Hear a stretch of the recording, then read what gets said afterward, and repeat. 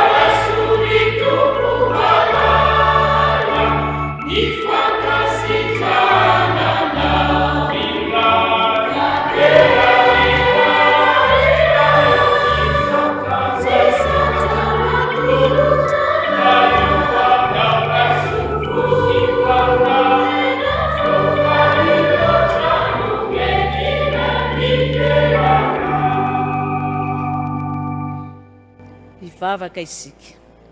Misaotranao izahay ry rainay izay any an-danitro ny amin'ny fitiavanao anay ny amin'ny famindram-ponao ka nahatraranay izao alahady 12 ny volana septambra izao. Mankasitraka indrindra ny amin'ny fitantananao, mankasitraka indrindra ny amin'ny zavatra rehetra. voninahitra anie ho anao. Indreto izahay tompo, miombona eto amin'izao tranonao masina izao, midera sy mankalaza, manome voninahitra ny anaranao, satria fantatray fa efa anao izany ary mbola ho anao mandrakizay.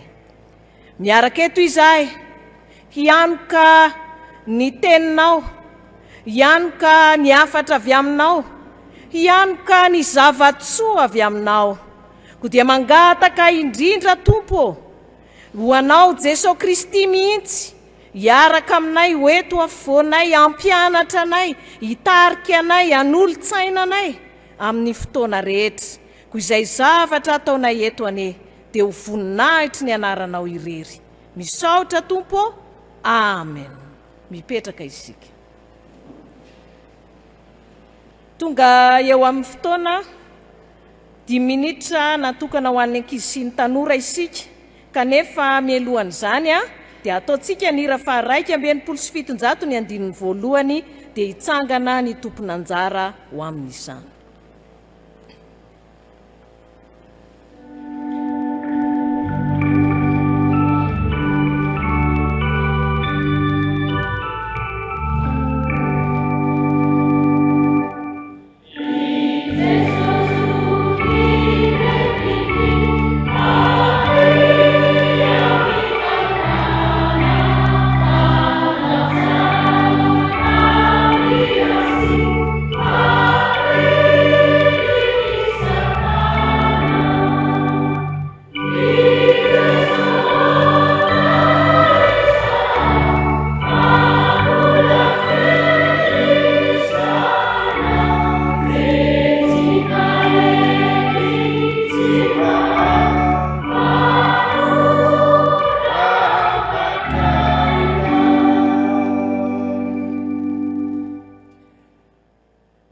Hitsangana isika rakizy, ny ankizy rehetra tonga eo mba hitsangana dia amerina ity andinin-tsoratra masina ity, izay hita ao amin'ny epistiliny Jakoba.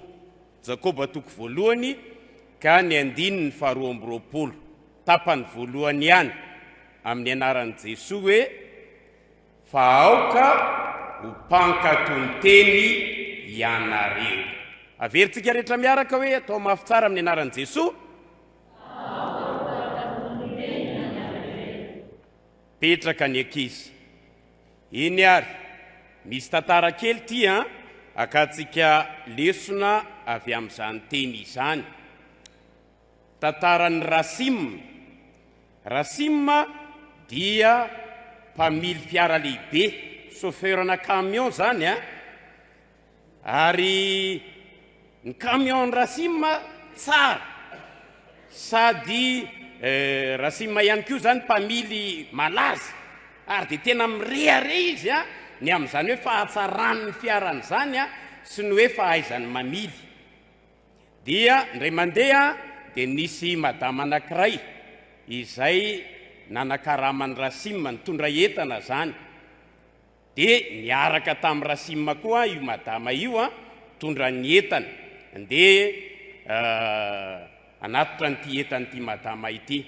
Fa rehefa tonga teo amin'ny tetezana anankiray dia misy soratra eo amin'ilay tetezana, misy hoe 10,5 dia misy T 5,5 tonnes zany. Ny dikan'iny dia fantatsika fa hoe zay zany ny fetra farany zakan'ilay tetezana. Dia rehefa tonga teo dia saika tsy hijanona Rasim fa ilay madama zany teo aloha ny teny hoe jereo Rasim fa io ihany ny zakan'io, voasoratra io ihany ny zakan'io tetezana io. Fa tsy nety mihitsy Rasim, tsy maninona madama, za mihetsika eo ianao fa alefantsika foana ity, fa io soratra io ne mipetraka eo fotsiny ihany tsy voatery arahana io, tsy tena marina io, fa andao hoentintsika foana ny entana. Tsy nanaiky le madama, tsy mety Rasim, tena hovoan'ny toe-javatra manahirany atsika, tena ho tapaka io tetezana io, fa tsy nety mihitsy Rasim, tsy nety hosakanana. Farany dia izao no nataon'ilay madama, nanontaniany, ianao mo Rasim mba mivavaka ihany? Eny mba mivavaka ka, mba mamaky soratra masina ihany ve ianao mamaky soratra masina ka dia hoy ilay madama hoe enonao ary ity teny avy eo amin'ny soratra masina ity ao amin'ny soratra masina ao amin'ny Korintianina voalohany toko voalohany ny 9:20 dia misy zao teny zao mba tsy hisy nofo azo mirehare eo anatrehan'Andriamanitra dia eo amin'ny 9:30 ihany koa hoe fa izay mirehare dia aoka Jehova no reharehany mba fantatrao ve zany efa renao tsara ve zany fantatrao ve zany rasima zany teny eo amin'ny soratra masina zany fantatro izany dia zao ilay madama hoe ny soratra masina rasima tsy mba tahaka an'ilay soratra eny amin'ny tetezana ka azo atao hoe misoratra eny fotsiny io fa tsy maninona na tsy arahana azy fa ny soratra masina tsy maintsy arahana tsy maintsy akatoavina dia izay kory rakizy ny afatra ho antsika rehetra hoy ny soratra masina hoe aoka ho mpankatony teny ianareo rehefa miteny ny soratra masina rehefa vakitsika ny soratra masina dia zavatra tena ho raisitsika so ankatoavitsika fa tsy hoe enona fotsiny ihany na renesina fotsiny ihany ny tenin'Andriamanitra voaraitsika ve ny avatra rakizy dao hivavaka ary isika Andriamanitra misaotra anao izahay misaotra noho ny fampaherezanao ny fampianaranao anay mba ho mpankatony teninao tsy ho mpiainy fotsiny izahay na ho mpamaky fotsiny ihany ny soratra masina fa tena vonina anaraka izay lazainy teninao amin'ny fiainanay manontolo dia ho anao Andriamanitra irery ny voninahitra amin'ny anaran'i Jesoa amen.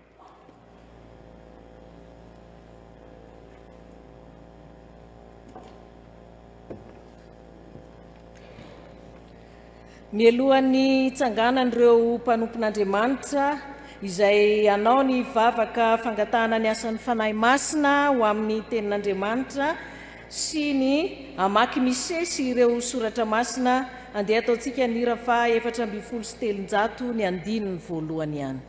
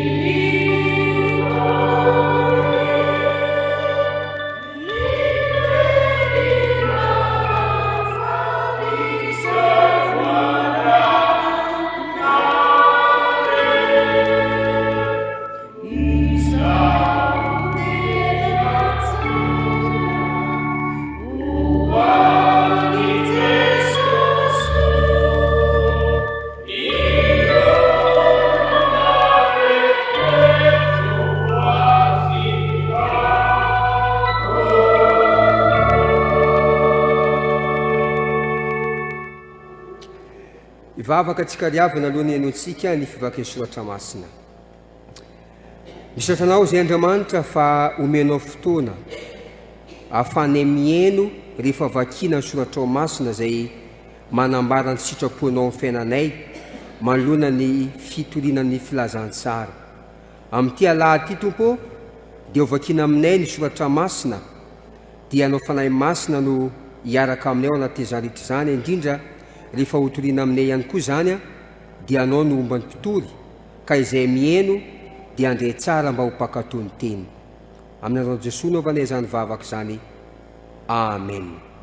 Riavana amin'ity alahady ity dia ny bokin'ny Ezekela toko faharoa Ezekela toko faharoa andiny voalohany ka hatramin'ny fahafolo toy izany toko fahatelo andiny voalohany ka hatramin'ny fahatelo no perikopantsika voalohany. Ny faharoa lioka toko faefatra ny andininy fa 12 ka hatramin'ny 14 ary ny epistily ny asina boky nasina apôstôly toko 9 ny andiny voalohany ka hatramin'ny 9. Ezekela toko 2 ny voalohany ka hatramin'ny 10, Piza amin'ny toko 7 ny voalohany ka hatramin'ny 7, filazantsara araka ny lioka toko faefatra ny andininy fa 12 ka hatramin'ny 14 ary faranana amin'ny boky nasina apôstôly toko 9 andininy voalohany ka hatramin'ny 9. Ovakina amintsika zany avany misesy amin'ny aran'i Jesoa ny Ezekela toko 2 no anomboantsika azy. Ary izy tamiko, ry zanak'olona mitsangana fa hitena aminao aho, ary nisy fanahy tonga atao anatiko raha niteny tamiko izy ka nampitsangana ary reko zay niteny tamiko. Ary izy tamiko, ry zanak'olona maniraka anao ho anam zanak'Israely aho, eny ho anamreo jentilisa mpiodina zay efa niodina tamiko. Izy sy ny razany dia samy efa nalota tamiko avokoa mandraka androany. Ary ho any amin'ny zanaka mafy andrina sy madipo no anirako anao. Ary ianao hanao aminy hoe, izao no lazain'i Jehovah Tompo. Ary na ieno izy na tsy eno fa taranaka maditra izy dia ho fantany fa efa nisy mpaminany teo aminy. Ary ianao zanak'olona, aza matahotra azy, ary aza matahotra ny teniny, na dia voakasiky ny amiana ny sy ny tsilo aza ianao. Ary na dia eo amin'ny menoko aza no ipetrahanao, eny aza matahotra ny fiteniny, ary aza mivadi-po noho ny tareny fa taranaka maditra izy. Ary ho lazainao aminy ihany ny teniko, na ieno izy na tsy eno fa tena maditra izy. Fa ianao kosa ry zanak'olona, mieno izay lazaiko aminao, aza maditra tahaka izany taranaka maditra zany ianao, sokafo ny vavanao ka hano zay ahafahako anao. Ary hitako fa indro nisy tanana na indrotra tamiko, ary indro nisy olona taratasy teny aminy, dia nivelariny teo anatrehako zany, ary nisoratra teo anatiny sy teo ivoany, ary ny fitomanina sy ny fidradradradrana sy ny loza no voasoratra teo.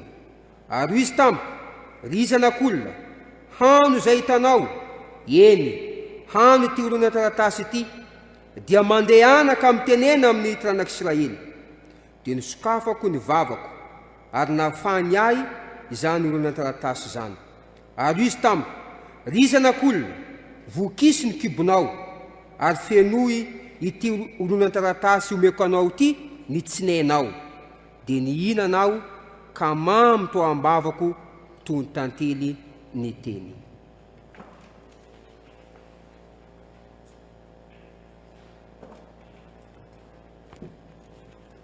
Amin'ny anaran'i Jesosy, ary noho ny maraina ny andro dia niala Jesosy ka nakany ny tany foana, ary ny vahoaka nitady azy dia nakeo aminy ka te hiazona azy mba tsy hiala tao aminy.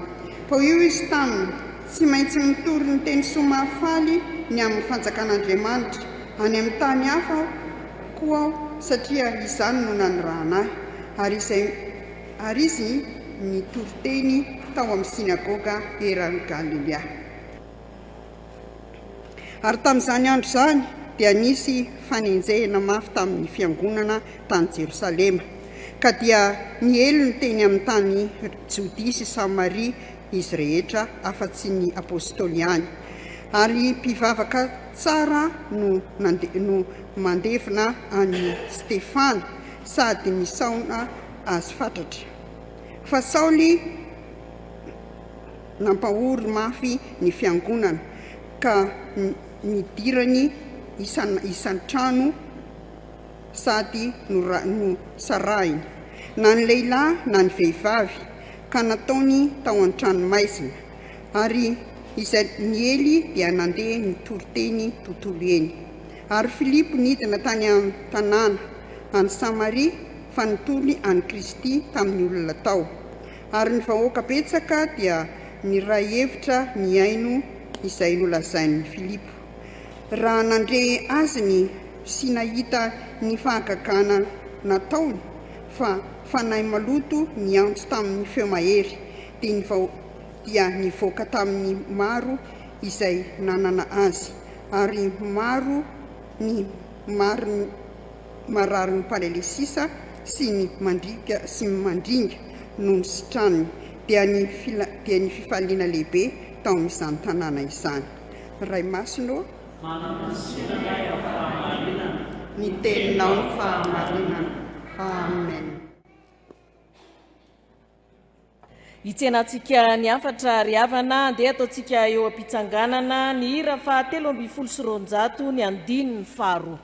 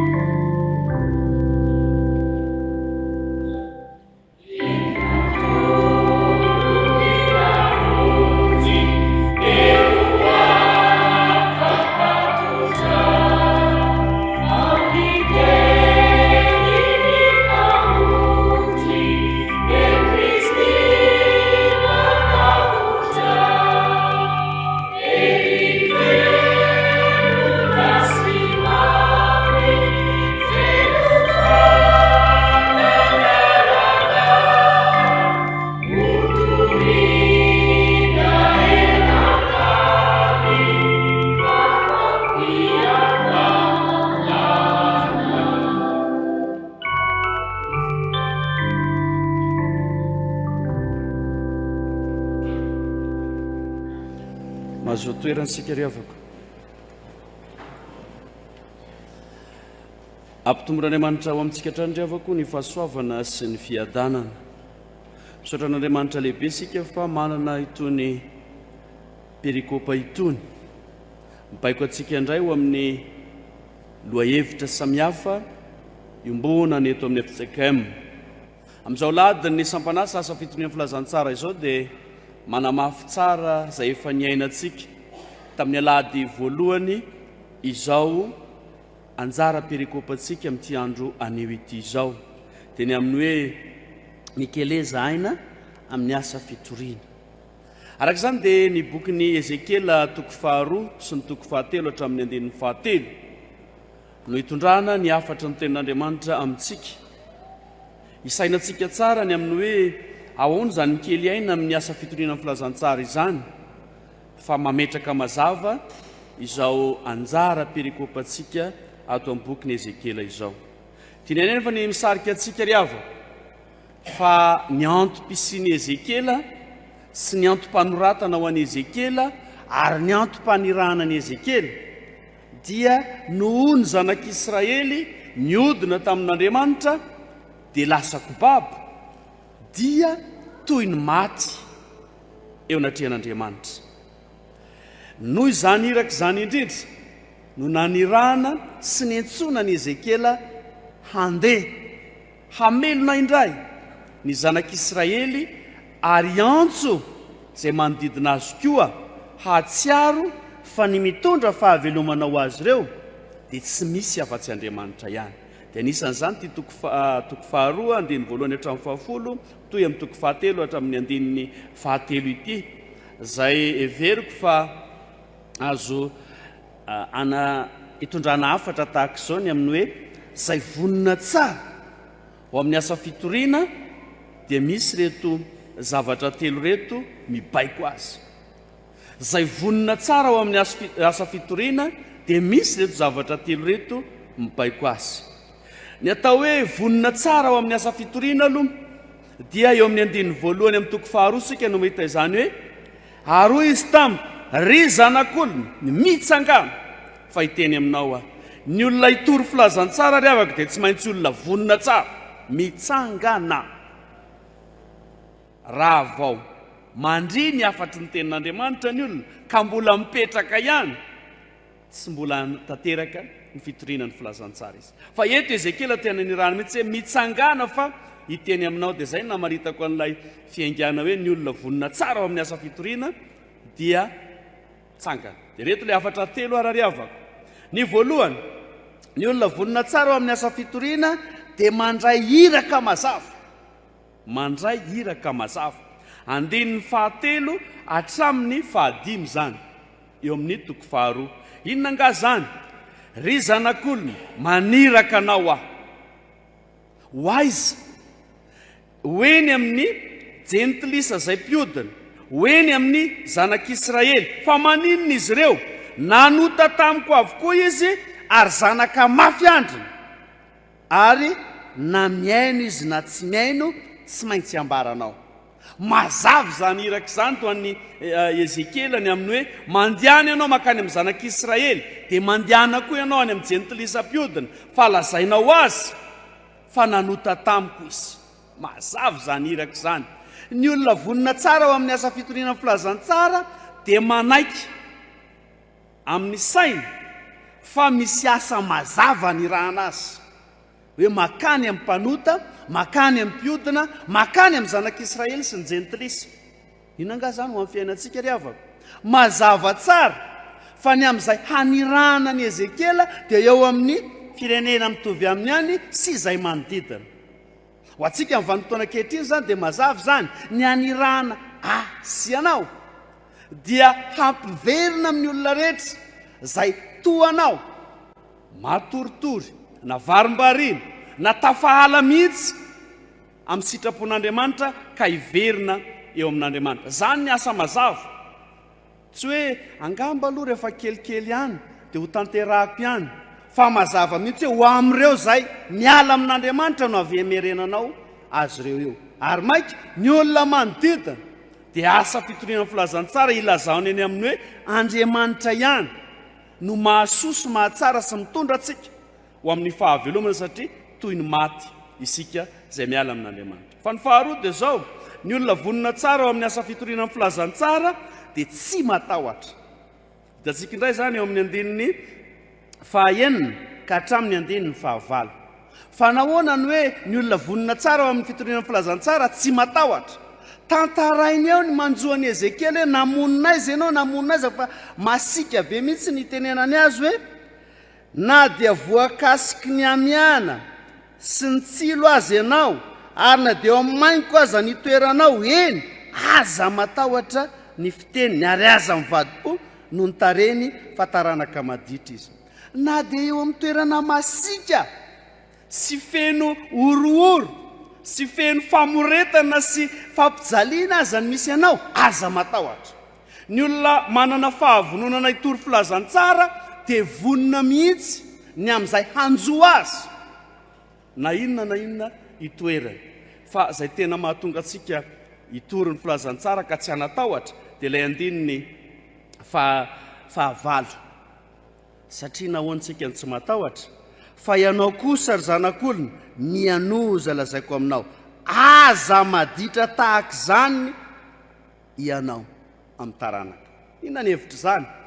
Ny mahatonga antsika tsy manatahotra rehefa ilaza ny filazantsarany Kristy na ny filazantsaran'Andriamanitra, na ny amin'ny fanjakan'Andriamanitra, ny amin'ny fahatsaran'Andriamanitra, dia noho isika tsy makatahaka ny ditran'ireo ray firenena amintsika, na ireo manodidina antsika, na ireo manao finoana sadasada, na ireo zara fa mino an'Andriamanitra. Tsy manaraka azy isika, fa isika rehefa manaiky hoe Andriamanitra ihany ny tompo sy mpamonjy amin'ny alalan'i Jesosy Kristy, rehefa manaiky isika fa tsy misy fahavelomana raha tsy eo amin'Andriamanitra, dia tsy miala amin'izany isika. Dia ny asika zany tsy atakalo hoe angamba hivavaka ihany rehefa malalaka, na koa hoe andeha bebaka ihany rehefa indraindray ihany.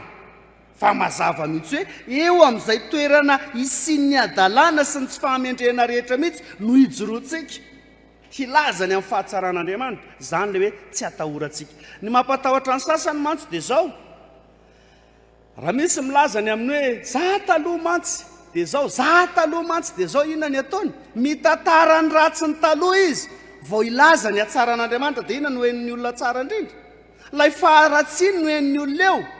Fa isika raha milaza dia ny hoe Andriamanitra tsy te hijery zany androny tsy fahalalana zany, fa efa novain'Andriamanitra sika handray ny filazantsarany, dia milaza amin'izay hoe tsy zany mihitsy zahay. Ninona lazainy zany aminareo hoe tsotra ny tsy mivavaka ihany taloha? Tsia, efa mivavaka izay zao.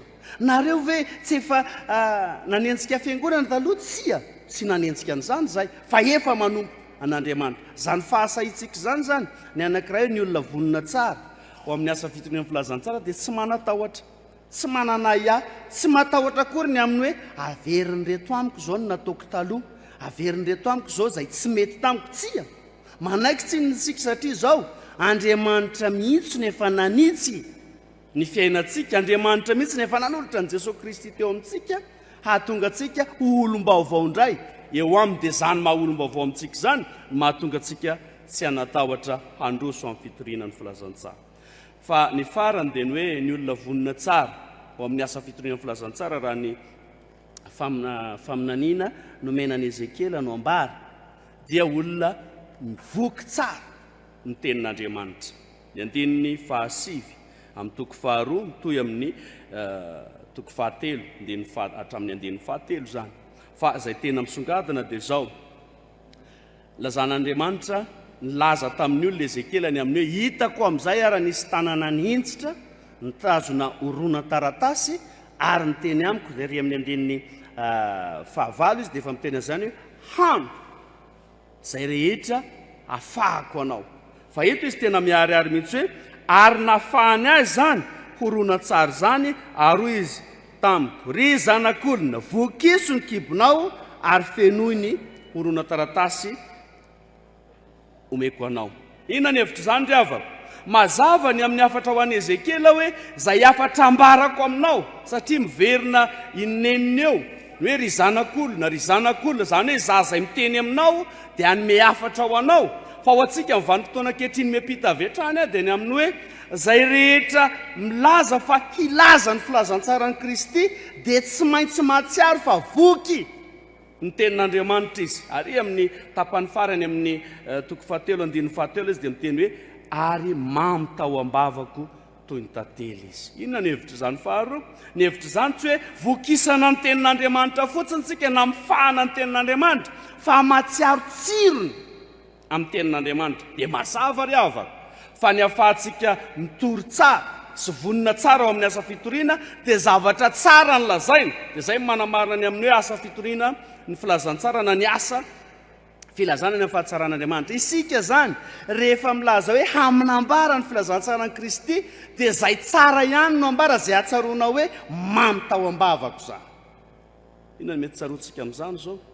Tsy mahazo mitantara ny maha olom-baovony sika na ny famonjen'Andriamanitra raha tsy mahatsiaro hoe nandray zany famonjeny zany. Tsy mahazo mitantara ny amin'ny hoe mazava eo amin'Andriamanitra raha tsy nandray zany fahazavany zany. Tsy mahazo miteny tsika hoe maivana tokoa ny azo fijalian'i Kristy raha tsy efa mahatsiaro tsika tena nentina teo amin'ny tompo marina. Zany fahafahantsika manamaivana ny fitondrana ny azo fijalian'i Kristy zany. Fa ny fahatelo dia ao anatin'izany ihany dia hanamarina eo amintsika fa ny mahatonga atsika tsy maintsy mivoky ny tenin'Andriamanitra dia tsy afaka mizary isika rehefa tsy manana ny tenin'Andriamanitra. Ataon'ny olona ahoana tokoa moa ry havako ny hoe za ry havako dia hilaza ny fahatsaran'Andriamanitra kanefa izy raha tsy manana akory hoe tsara aminy Andriamanitra. Dia io ohatra n'ilay olona tahaka izao fanoharana tsotra izao hoe ity atanako ity dia misy voasary mamy dia ataonareo mpitazana ahoana no miteny hoe mamy tokoa iny raha tsy efa manandra sy mandray. Dia izany mihitsy no tianambara amin'ny Ezekela eto hoe hano mihitsy aloha ty mivokisa amin'ity teny ity ianao dia rehefa avy eo ambarao amin'ny olona amin'izay dia miverina any amin'ny atao hoe iraky ny filazantsara. Rehefa malala rehetra ao amin'ny tompo miantso atsika ny perikopa, miantso atsika ny tenin'Andriamanitra hanamarina indray fa eo amin'izay tanàna sy tany ny faritra ny fokotany misy atsika na inona halozana na inona haratsiana isika izao no antson'Andriamanitra indray ho vonina tsara ho amin'ny asa fitoriana. Ny hevitra zany dia zao te hiantso atsika ny tenin'Andriamanitra manao hoe mila mazava fa mandray iraka ianao ho any amin'izany fiarahamonina izany. Fa ny faharoa dia zao tsy mila manatahotra ianao ny amin'izay hilazanao ny amin'ny hatsaran'Andriamanitra satria tsy manao ny fanaony ianao. Fa ny fahatelo dia zao mila mahatsiaro isika fa voky sy miaina ny tenin'Andriamanitra dia afaka mizary ny fahatsaran'Andriamanitra. Izany mihitsy no hahafahantsika mahatsiaro fa no hevitra embonantsika amin'ity volana ity zay iainana eo anivon'ny fitsaikana dia hoe mikeleza ainy ho amin'ny asa fitoriana. ampitombonin'andriamanitra ao amintsika izany teny izany ary ho azy rery ny voninahitra. Amen.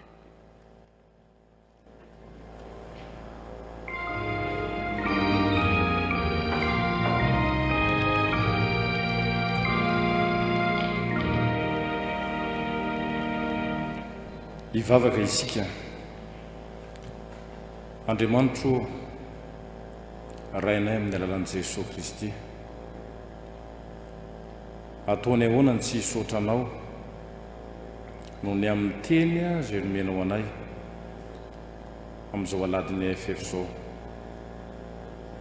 Mba ho fiangonana vonina tsara izay amin'ny asa fitoriana ny filazantsaranao.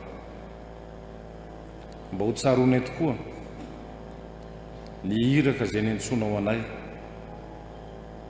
mba hanananay ny fahasahiana hitory tsy amin'ny tahotra, ary indrindra mba ho ny teninao no mamy aty anatinay, entinay manatanteraka ny asa.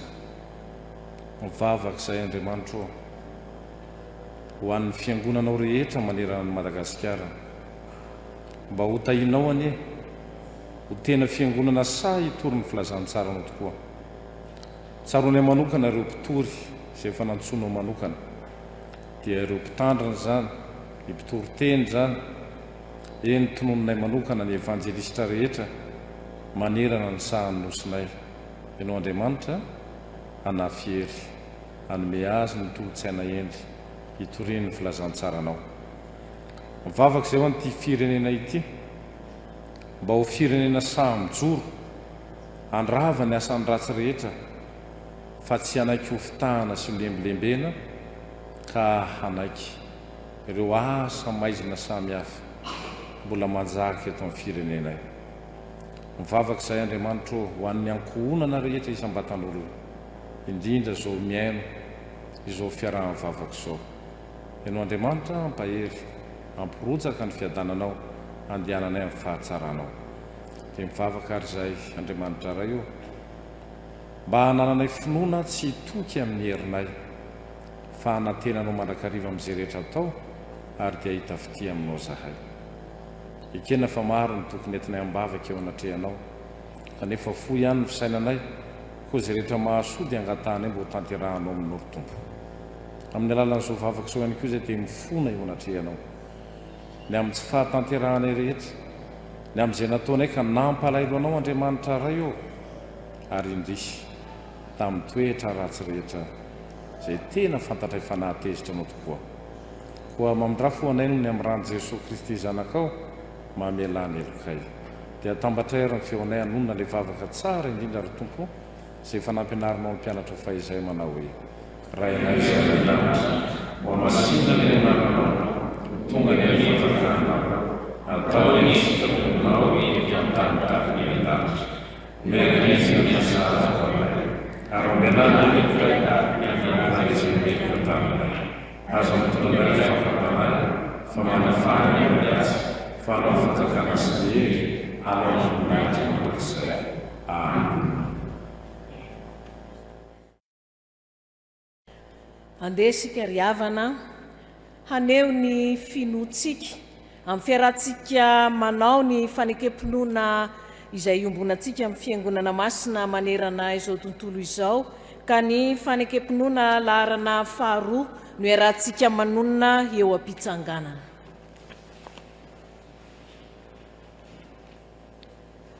Isika mino an'Andriamanitra iray tsy tolo mpanao ny lanitra sy ny tany, ary ny zavatra rehetra na ny hita na ny tsy hita, ary an' Jesosy Kristy Tompo iray zanak'alahy tokan'Andriamanitra, nateraky ny rainy talohan'izao rehetra izao, ny mazava avy amin'ny mazava, Andriamanitra tokoa avy amin'Andriamanitra, nateraka fa tsy natao, ny ray amin'ny zavatra rehetra, izy no nahariany izao tontolo izao, noho ny amintsika olombelona sady ho famonjenantsika, dia nidina avy tany an-danitra izy, ary nataony fanahy masina nofo avy tamin'ny Maria Virjina, dia tonga olona izy. Nombona tamin'ny hazo fijaliana ho fanavotana antsika, tamin'ny nanapaham-Pontsy Pilato izy, nijaly izy ka nalevina, nitsangana tamin'ny maty tamin'ny andro fahatelo, arak'izay voasoratra izy, niakatra ho any an-danitra izy ary mipetraka ao amin'ny tanànakavanany ray avy any ny eviany indray amin'ny voninahitra hitsara ny velona sy ny maty ary mandrakizay ny fanjakana isika mino ny fanahy masina tompo sady mpanome aina izay avy amin'ny ray sy ny zanaka ka hitsahona sy ankalazay miaraka amin'ny ray sy ny zanaka izy dia niteny tamin'ny vavan'ny mpaminany isika mino ny fiangonana iray miorona amin'ny fanambaran'ny apôstôly ary manerana izao tontolo izao isika manaiky ny batisa iray ho famelan-keloka sady manantena ny fitsanganan'ny tena amin'ny maty ary ny fiainana mandrakizay. Amen. Mipetraka isika. Tonga eo amin'ny asan'Andriamanitra isika izao ry havana koa ny rarahan'ny fiangonana no ho tanterahantsika voalohany hitsangana ny talehan'ny sampanasa asa fitoriana ny filazantsara hanambara ny raraha.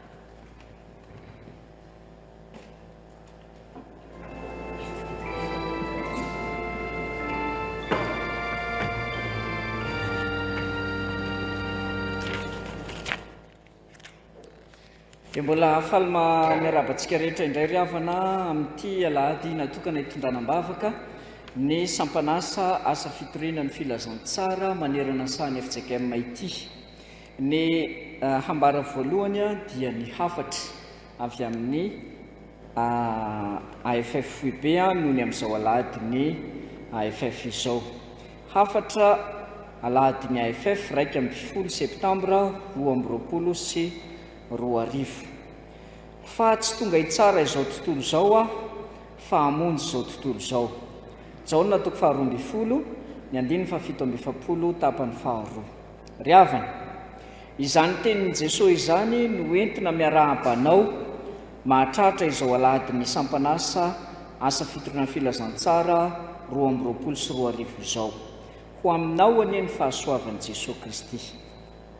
Misaotra an'Andriamanitra isika eto amin'ny sa AFF fa mbola novonjeny sy notahiny hatrany ka afaka mifampiarahaba sy mifampirarisoa amin'ny soa rehetra.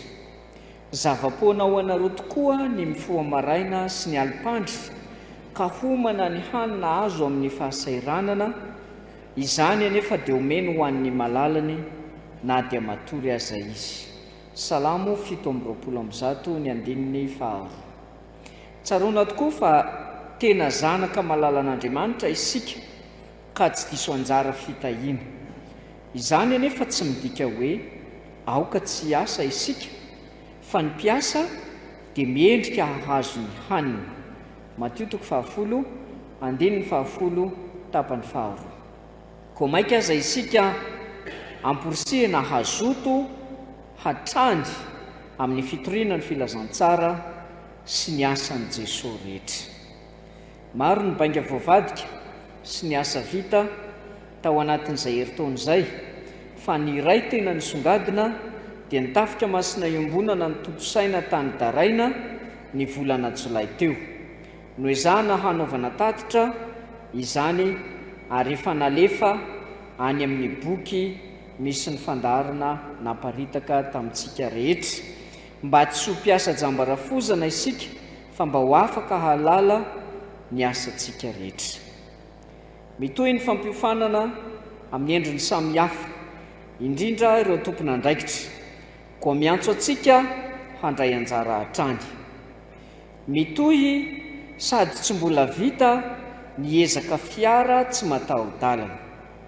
Arak'izany marobe ireo asa mbola miandry koa manentana atsika ho mpandray anjara fa tsy ho mpitazana fotsiny ihany.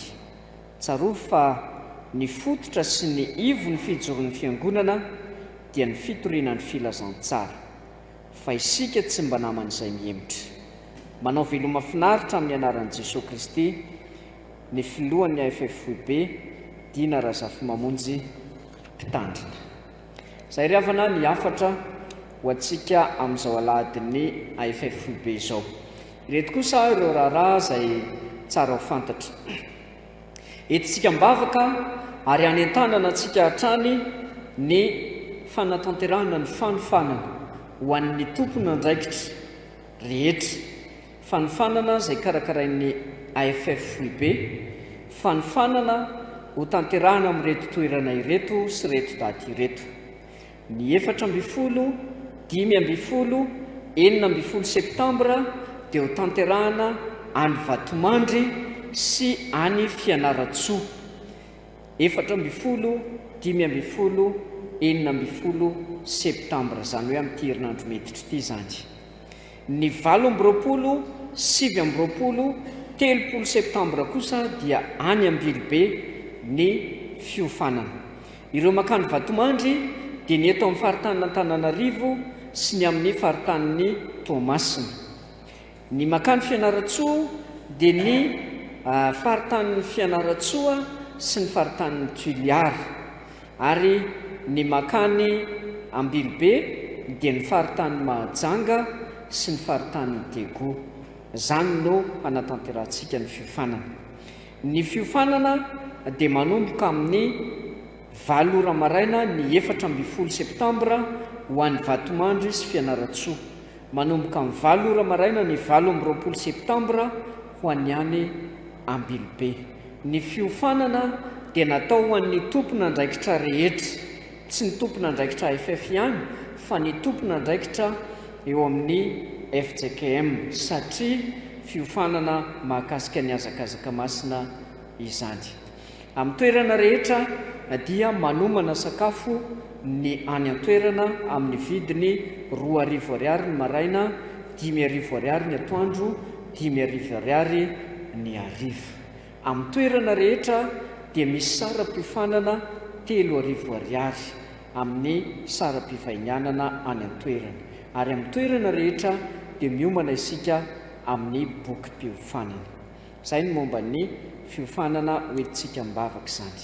Hoentintsika mibavaka ihany koa amin'ny volana Novambra, raha sitrapony tompo, dia hisy ny komity foibe amin'ny AFF, ary ao anatin'io komity foibe amin'ny volana Novambra io, raha sitrapony tompo, dia hanatanteraka ny fifidianana ny taleny ny AFF isika, ary efa nalefa ny amin'ny synodam-paritany rehetra ny antso momba izany. Dia toy izay ry havana ny raharaha ho an'Andriamanitra ny voninahitra.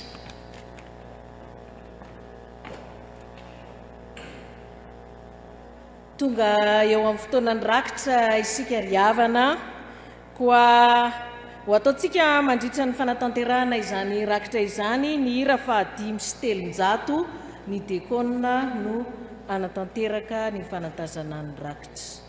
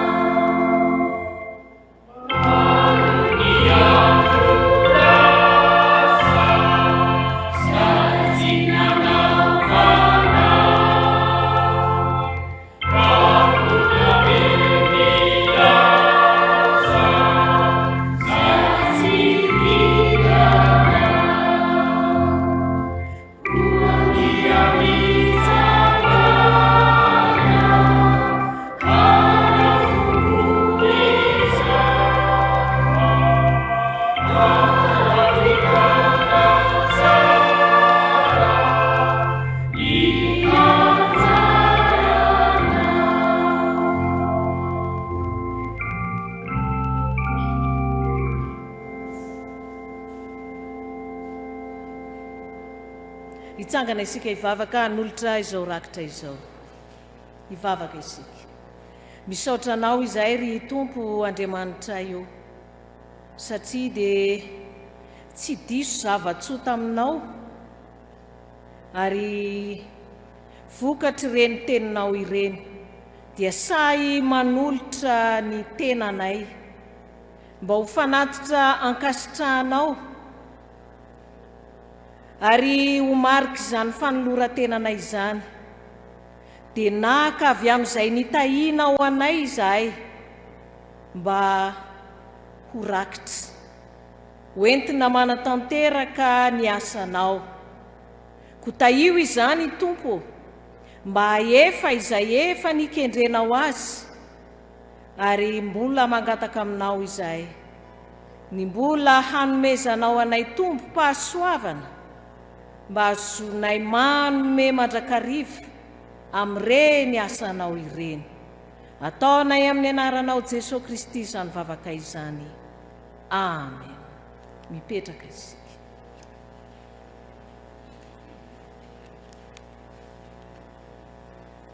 Misaotra n'Andriamanitra isika ry havana fa nahatanteraka izao fotoana izao koa hamarana izao fotoana izao isika mialohan'ny hanomezany filohan'ny AFF ny tsodrano dia ataontsika ny hira fanampy ny 712 aorianany tsodrano ny hira 5telopolo ny andininy 4 hitsangana isika.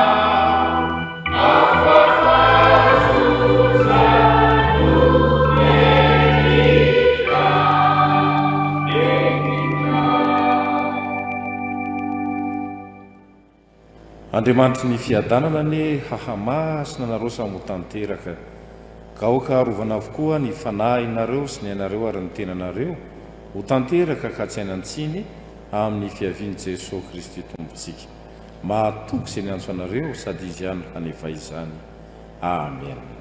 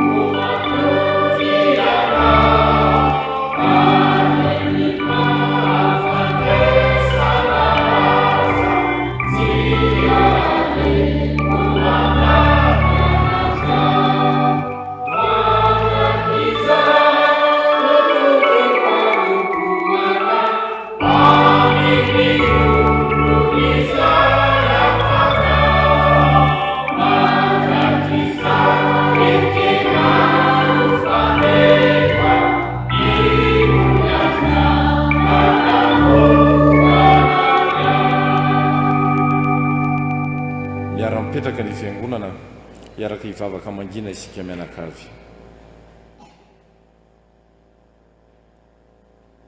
Dia ho an'Andriamanitra irery ny voninahitra amin'ny anarany iray sy ny zanaka